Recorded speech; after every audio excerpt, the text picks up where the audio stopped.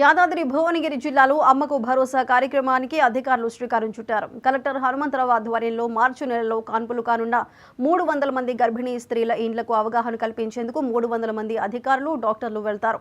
Pregnancy స్త్రీలు తీసుకోవాల్సిన జాగ్రత్తలు, ఆహార పదార్థాలపై అవగాహన కలిగిస్తారు.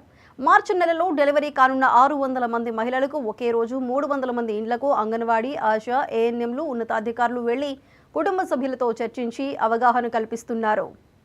చాలా వరకు 13 వరకు ఉండొచ్చు. మీకు తెలుసు, ఆల్రెడీ చదువుతున్నదాన్ని కాబట్టి చెప్పాల్సిన అవసరం లేదు. సో ఎంత మీకు హిమోగ్లోబిన్ ఉంటే అంత మంచిది. పుట్టబోయే బిడ్డకు మంచిది, మీకు మంచిది, డెలివరీ టైంలో మంచిది, తర్వాత కూడా మంచిది. పిల్లల్లో కూడా ఐక్యూ పవర్ పెరగడానికి కానీ అవి చాలా మందికి ఐరన్ డెఫిషియన్సీ ఉంటుంది పిల్లల్లో కూడా, చదువుకునే పిల్లల్లో కావచ్చు.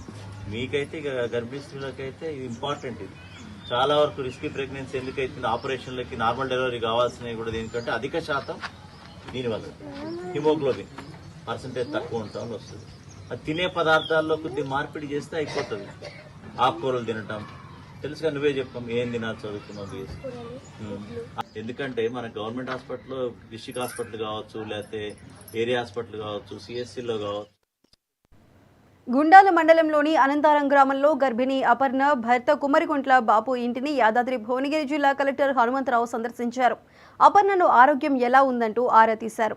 సమయానికి భోజనం చేస్తున్నావంటూ ఆప్యాయంగా పలకరించారు. సమయానికి మందులు వేసుకోవాలని సూచించారు.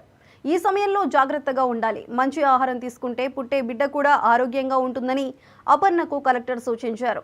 కుటుంబ పరిస్థితిని అడిగి తెలుసుకున్నారు. నా భర్త కార్ డ్రైవర్ అయినప్పటికీ బాగా చూసుకున్నారు. మా అత్తమ్మ నరసమ్మ గ్రామ పంచాయతీ స్వీపర్ బాగా చూసుకుంటోందని అపర్ణ సంతోషంగా కలెక్టర్కు చెప్పారు.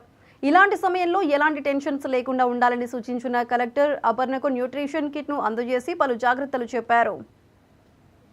ఎందుకంటే మన గవర్నమెంట్ హాస్పిటల్లో డిస్ట్రిక్ట్ హాస్పిటల్ కావచ్చు, లేకపోతే ఏరియా హాస్పిటల్ కావచ్చు, సిఎస్సిలో కావచ్చు, మంచి ఫెసిలిటీస్ ఉన్నప్పటికీ ప్రైవేట్ ఆసుపత్రులు పోవటం వల్ల వాళ్ళకి 2 రకాలుగా ఆర్థికంగా నష్టమే, మరి అన్ని